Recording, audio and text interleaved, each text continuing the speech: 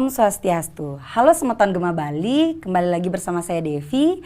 Hari ini kita kedatangan bapak-bapak muda, umurnya 49 tahun.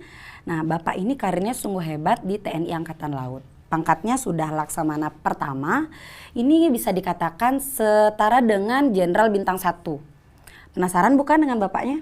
Bapak ini juga sekarang sebagai Ketua Panitia Dharma Santi Nasional tahun 2023. Bapak Laksmana pertama Igung Putu Alit Jaya. Om Swastiastu Bapak. Om Swastiastu Mbak Devi. Ya ampun, tampak cerah sekali hari ini. Ada makna khusus nggak nih Pak hari ini datang dengan udeng emas? Langsung ditanya tentang udangnya. Iya.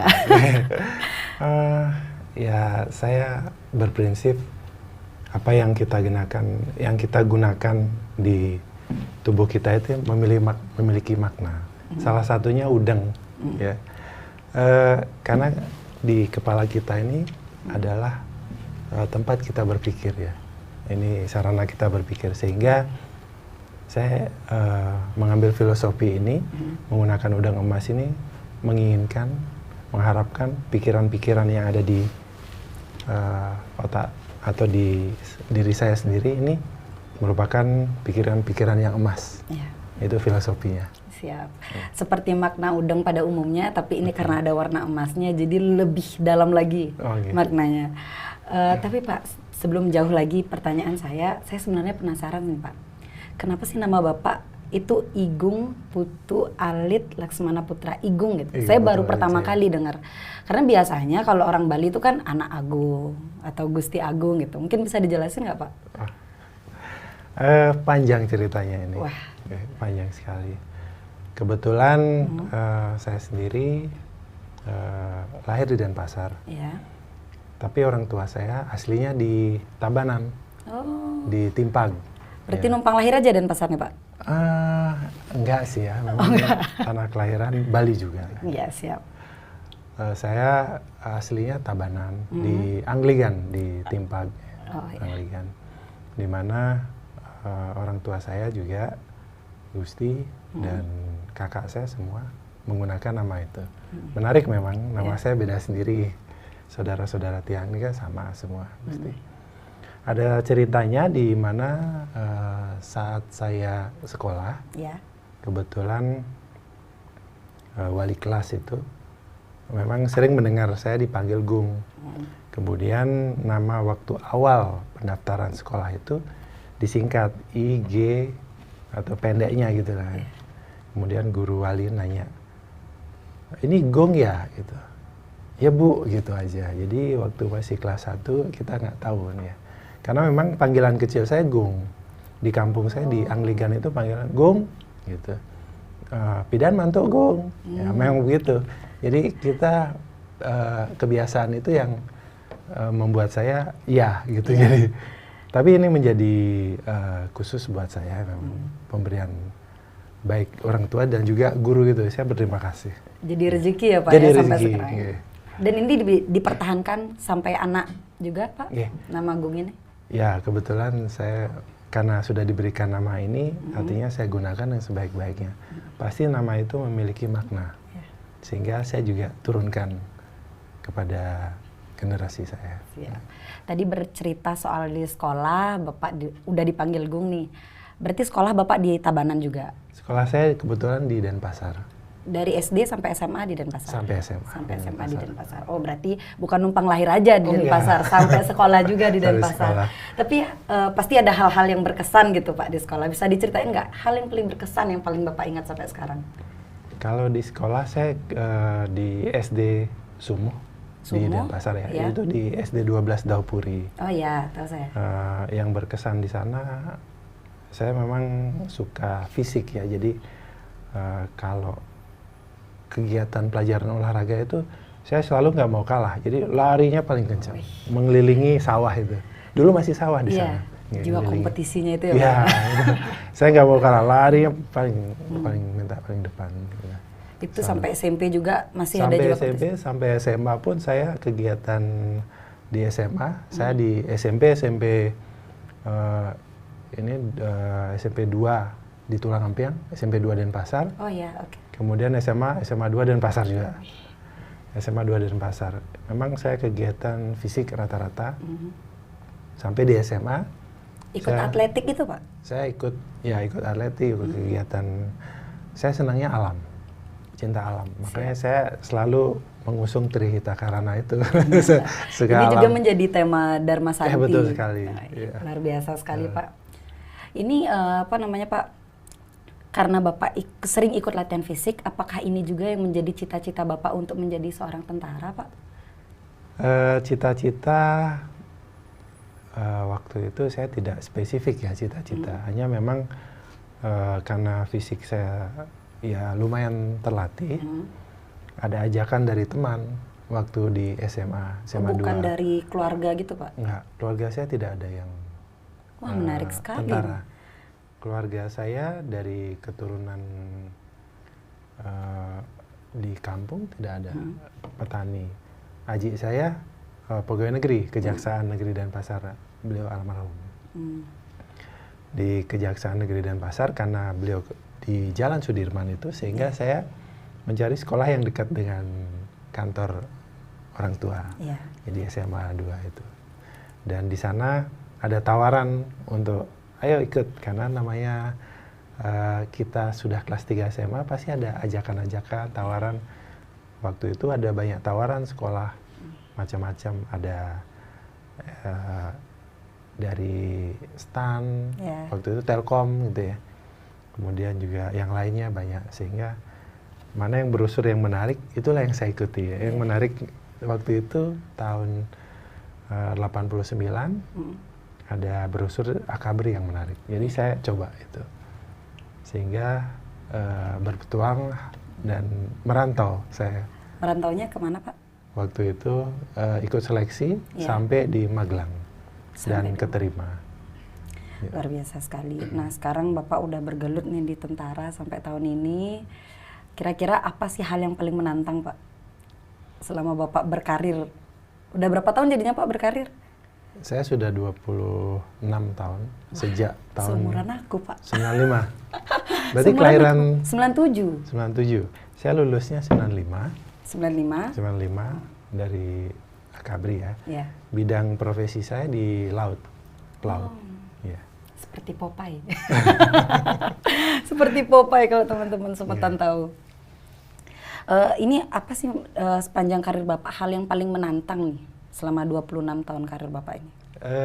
Yang paling menantang kesempatan saya bertugas misi perdamaian di tahun 2014 selaku komandan Satgas. Saya memimpin Satgas tersebut membawa kapal perang Indonesia KRI Sultan Iskandar Muda di tahun 2014. 13 bulan saya bertugas di Libanon 2014 sampai dengan 2015 misi perdamaian. Itu jumlah tim yang berangkat ke Libanon itu berapa orang Pak? Waktu itu 120 orang. 120 orang. Kalau untuk umat Hindu itu Pak kira-kira berapa orang waktu Bapak berangkat? Waktu saya ada kalau nggak salah 3 orang. 3 orang ya? Luar biasa sekali. Setelah dari Libanon itu ada lagi Pak yang lebih menantang lagi? Ya saya kebetulan Astungkara diberikan kepercayaan lagi di tahun 2019 saya ditugaskan lagi di Libanon tapi di staff di HQ di daerah Nakura. Jadi di sana langsung di perbatasan. Kalau di 2014 saya bertugasnya di kapal, jadi di laut, lebih banyak di laut.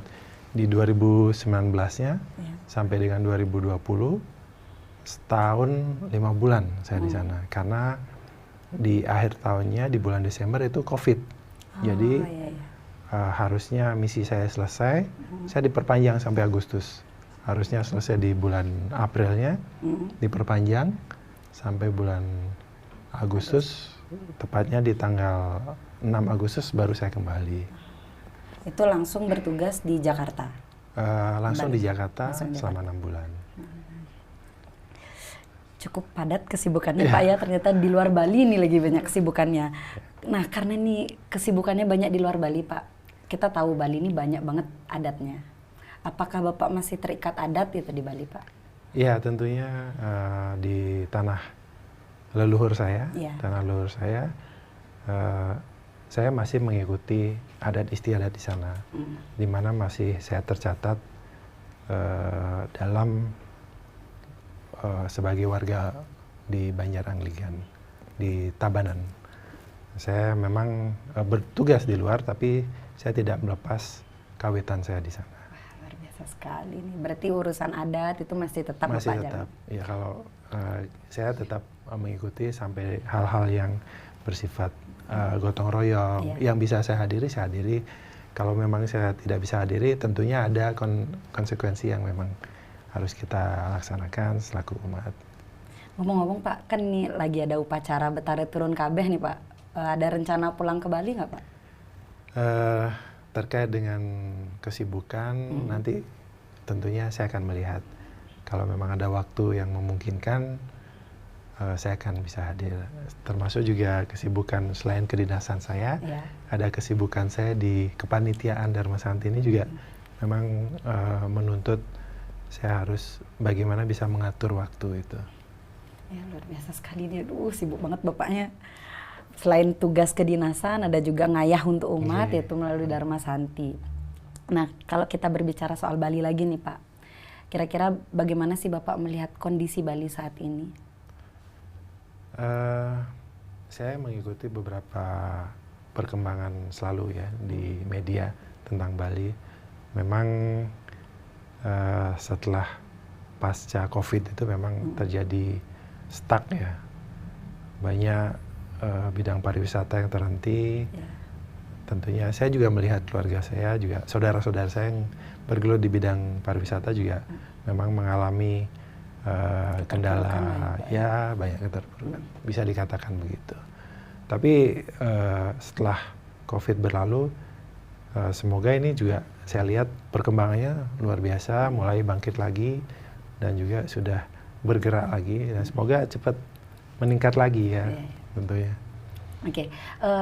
Jadi dari apa namanya kondisi yang Bapak lihat itu, kira-kira yang perlu diperbaiki nih dengan segera gitu Pak, dari pandangan Bapak terkait kondisi Bali?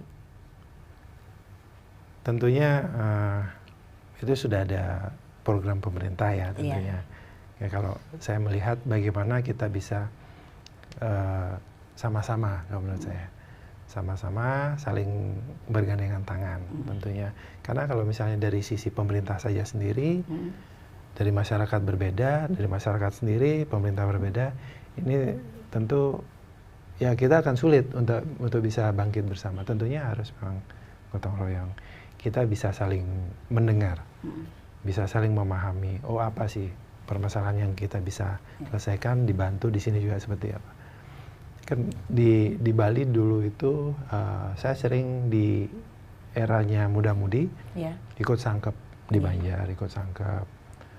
Meskipun saya di Denpasar ikut Banjar dinas gitu ya, tapi saya ikut sangkep, ikut muda-mudi juga. Yang dulu ingat saya setiap hari Minggu itu kerja bakti, dipukul, diketok gitu ya. Menyikul kita gotong royong, kerja bakti, bersih jalan dan sebagainya.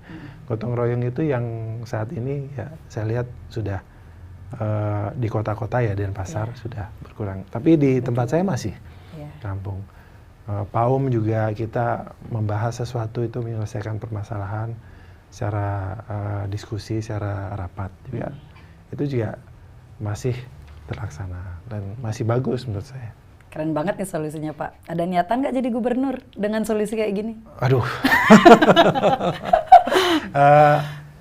Kalau saya, prinsip saya dimanapun saya bertugas, yang saya laksanakan saat ini, saya bekerja dengan baik saja, bekerja secara optimal. Apa yang menjadi tugas saya dari hal-hal yang kecil, semua saya berusaha menyelesaikannya sampai hal yang besar. Artinya ngayah dimanapun kita ngayah bekerja, artinya ikhlas, kerja tuntas, sebaik-baiknya, itu saja. Biarkanlah ide Sang Yang Widiwasa yang nanti akan mengembalikan atau memutuskan kepada kita. Ikhlas untuk umat, bangsa dan negara. Tentu. Pasti. Oke Pak, dari sepanjang karir Bapak ini ada tips nggak untuk anak muda yang saat ini, ya mungkin kita tahu lah bagaimana kondisi anak muda saat ini. Tapi pengen tahu nih, bukan pengen tahu, pengen dapet tips dari Bapak untuk anak muda biar semangatnya itu sama kayak Bapak. Jadi pas masa sekolah aja nih, SD aja udah kayak seorang atlet gitu, lari. Kemudian banyak aktivitas olahraga lainnya. Mungkin bisa disampaikan Pak tips-tipsnya untuk anak muda? Kalau sekarang kan zamannya milenial, ya, anak muda milenial. Segala sesuatunya instan ya, mudah ya. Beda dengan tiang di era tahun 80-an itu ya keterbatasan ke sekolah meskipun ada kendaraan tapi terbatas. Di era saya kecil juga televisi itu masih baru beberapa rumah. Dan ya Astungkara tiang juga dari keluarga pegawai negeri waktu itu terpenuhi lah. TV ada keluar kita beli TV orang tua itu. Jadi kepada adik-adik generasi muda silakan berkreasi ya, berkreasi yang baik, artinya segala hal yang baik tentunya yang positif, memberi manfaat kepada sesama manusia, sesama umat. Tentunya ini menjadi hal yang baik juga, tidak untuk umat kita tapi juga secara nasional untuk masyarakat. Itu dia Semeton Gema Bali, pesan dari Bapak Alit Jaya. Dan terakhir nih Pak, mungkin closing statement untuk Semeton Gema Bali yang menyaksikan tayangan ini nantinya. Jadi kan tadi untuk anak muda, tapi ini khusus untuk Semeton penonton setia Gema Bali. Terima kasih untuk penonton setia Gema Bali.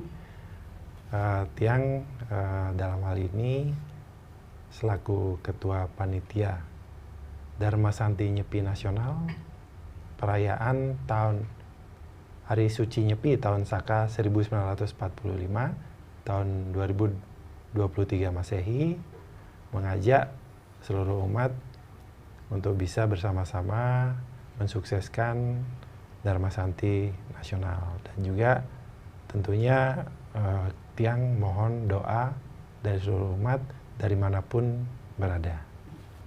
Terima kasih Bapak sudah hadir ke Gema Bali, udah berkunjung ke sini. Terima kasih Semeton Gema Bali telah menyaksikan Gema Bali bersama Bapak Alit Jaya.